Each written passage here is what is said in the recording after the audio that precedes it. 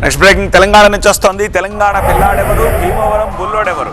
తెలంగాణలో భీమవరం లొల్లి నడుస్తోంది. గుంటూరులో చదువుకున్న కేటీఆర్కు ఏమీ తెలియదన్న ముఖ్యమంత్రి వ్యాఖ్యలపై స్పందించిన బీఆర్ఎస్ వర్కింగ్ ప్రెసిడెంట్ రేవంత్ను భీమవరం బుల్లోడు అంటూ సెటైర్ వేశారు. కేటీఆర్ వ్యాఖ్యలకు కాంగ్రెస్ నేతలు స్ట్రాంగ్ కౌంటర్ ఇచ్చారు. భీమవరం నుంచి పోటీ చేయాలనుకున్నది కేటీఆరే, భీమవరం బుల్లోడు అంటూ కౌంటర్ ఇస్తున్నారు ప్రభుత్వ విప్. తెలంగాణలో బీఆర్ఎస్ కాంగ్రెస్ మధ్య మాటల యుద్ధం పీక్సుకు చేరింది. ఓవైపు భాషపై రచ్చ నడుస్తుంటే మరోవైపు చర్చలోకి భీమవరం వచ్చి చేరింది. నేను గుంటూరులో చదువుకున్నా అంటాడు. అవును, నేను గుంటూరులోనే చదువుకున్నా, ఇంటర్మీడియట్ చదువుకున్నా, కరెక్టే. నేను గుంటూరులో చదువుకుంటే తప్పైతే, ఆంధ్రాలో చదువుకుంటే తప్పైతే, మరి నువ్వు భీమవరం నుంచి అల్లుని తెచ్చుకున్నావు, ఉప్పు ఎట్లయితుంది? మరి నువ్వు అల్లుని తెచ్చుకున్నావు భీమవరంకి వెళ్ళి, ఆంధ్రాకి వెళ్ళి. నేనేమన్నా అన్నానా? మేమేమన్నా అన్నామా? కేటీఆర్ వ్యాఖ్యలకు కౌంటర్ ఇచ్చారు ప్రభుత్వ విప్ ఆది శ్రీనివాస్. గతంలో భీమవరం నుంచి పోటీ చేస్తానన్న కేటీఆరే అసలైన భీమవరం బుల్లోడు అవుతారన్నారు. తెలంగాణ రాష్ట్ర సమితి పార్టీని తెలుగు రాష్ట్ర సమితిగా మార్చుకొని ఆంధ్రాలో భీమవరంలో నేనే పోటీ చేస్తాను చెప్పన్నాడు. ఆ వీడియో ఉంది, కావాల్సిన మీకు సోషల్ మీడియాలో పెట్టే ప్రయత్నం చేస్తా. అలాంటి కేటీఆర్ ఈరోజు మన ముఖ్యమంత్రి పెట్టుకొని భీమవరం బుల్లోడని చెప్పిన అనేటువంటి మాట అంటున్న సందర్భం. భీమవరంలో పోటీ చేస్తున్న వారు భీమవరం బుల్లోడు అవుతారా? తెలంగాణ రాష్ట్ర సమితి తెలుగు రాష్ట్ర సమితిగా మార్చని చెప్పండి వాళ్ళు ఈరోజు తెలంగాణకి అన్యాయం చేసిన అవుతారా, న్యాయం చేసిన అవుతారా మన ప్రజలకు చెప్పాల్సిన అవసరం ఉంది. ముఖ్యమంత్రి రేవంత్ ఇష్టమున్నట్టు కేసీఆర్ ను తిడితే చూస్తూ ఊరుకోబోమన్నారు కేటీఆర్.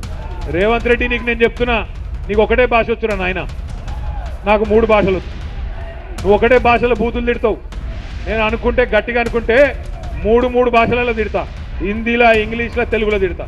నీకు ఒకటే వచ్చు, నేను పక్కా ఉర్దూలో కూడా తిడతా. రేవంత్ రెడ్డి మోండా మార్కెట్ కు వస్తే అసలైన తిట్లు ఎలా ఉంటాయో వినిపిస్తానన్నారు బీఆర్ఎస్ ఎమ్మెల్యే తలసాని శ్రీనివాస్ యాదవ్. మాట్లాడితే తోటలు వదులుతాము, అది వదులుతాం, ఇది వదులుతామని ఇంత మా పోలీసు వాళ్ళు ఏమో ఎవరైనా మనోళ్ళు మామూలు వ్యక్తులు ఇటువంటి మాటలు మాట్లాడితే తీసుకుపోయి లోపటేస్తారు. మరి ఏకంగా ముఖ్యమంత్రి గారే మరి ఆ పూర్తి మాటలు మాట్లాడతారు. కాబట్టి నేను ఇప్పటికి కూడా ముఖ్యమంత్రి గారు చెప్పేది ఒకటే, నువ్వు దయచేసి నేను భాష మార్చుకో, ప్రజల మన్ననలు పొందాలి, మంచి కార్యక్రమాలు చేయండి. భాష ఏంది? ఇప్పుడు గలీజ్ మాటలు మాట్లాడాలంటే నీకు ఒప్పుకుంటూ వస్తాయి.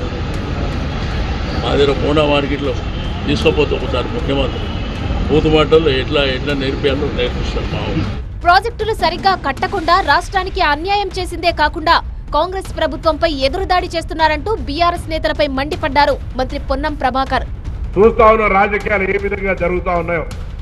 రాష్ట్ర ప్రభుత్వం ఒకవైపు పేద ప్రజల సంక్షేమానికి అనేక కార్యక్రమాలు తీసుకొని పోతుంటే, మన జిల్లాకు సంబంధించిన కాళేశ్వరం కూలిపోతే, దక్షిణ తెలంగాణ ప్రాజెక్టు కట్టకపోతే వాటన్నిటికీ సంబంధించి జవాబు చెప్పాల్సి వస్తుందని ఎదురుదాడి చేస్తూ మళ్ళీ మనం మాట్లాడితే ఇలా ఏ విధమైన భాష మాట్లాడుతూ ఉన్నారో చూస్తా ఉన్నాం. బీఆర్ఎస్ నేతలు ఎలా మాట్లాడితే తాము కూడా అలాగే బదులిస్తామన్నారు కాంగ్రెస్ నేత మైనంపల్లి హనుమంతరావు. ఇలా ఆంధ్రాలో చదివి ఆంధ్ర వాళ్ళని తిట్టిండ్రు. ఇలా చరిత్ర డబ్బులు అంటున్నారు. డబ్బులు సిస్టమ్ను స్పాయిల్ చేసింది మీరు, భాషను భ్రష్టు పట్టింది మీరు, భ్రష్టు పట్టించింది మీరు. ఇలా రేపు గ్రేటర్ హైదరాబాద్ ఎలక్షన్స్ వస్తున్నాయని చెప్పి మళ్ళీ నాటకం షురూ చేసిండు. కట్టి ఇలా ఈ అహంకారం పోనందుకే ప్రజలు మ్యాండేట్ ఇచ్చారు మన పంచాయతీ ఎలక్షన్స్లో. అంటే మీరు మాట్లాడితేనేమో సంసారం, మేము మాట్లాడితే వ్యవచారం. ముఖ్యమంత్రిని బీఆర్ఎస్ నేతలు విమర్శించడం సరికాదన్నారు ఎమ్మెల్యే దానం నాగేందర్. ముఖ్యమంత్రిని ఏకవచనంతో సంబోధించడము, నోటికి వచ్చినట్టు మాట్లాడడం, ఎవరైనా కానీ ఒక స్థాయిలో ఉన్న వ్యక్తికి మర్యాద ఇవ్వడం అనేది అది ప్రజాస్వామ్యంలో అది మన బాధ్యత. అలా కాకుండా వ్యక్తిగతంగా విమర్శించడం వల్లనే ఇవన్నీ వస్తున్నాయి. కాబట్టి రాజకీయంగా మీరు చేయొచ్చు. ఆయన కూడా ముఖ్యమంత్రి కూడా ఛాలెంజ్ చేస్తున్నాడు. మేము చేసిన అభివృద్ధి విషయంలో కానీ, మేము ఇచ్చిన మరి పెట్టినటువంటి స్కీమ్స్ మేము జరగలేదు అంటే ఎక్కడైనా సరే ఏ వేదికమైన ఛాలెంజ్ విసురుతున్నాడు. కాబట్టి ఆ ఛాలెంజ్కు యాక్సెప్ట్ చేయకుండా మనం ఏకవచనంతో ముఖ్యమంత్రిని తిట్టడం వల్లనే ఇవన్నీ సమస్యలు వస్తున్నాయి. బీఆర్ఎస్ కాంగ్రెస్ నేతల మధ్య ఈ భాషా యుద్ధం ఇప్పట్లో ఆగిపోయేలా లేదు.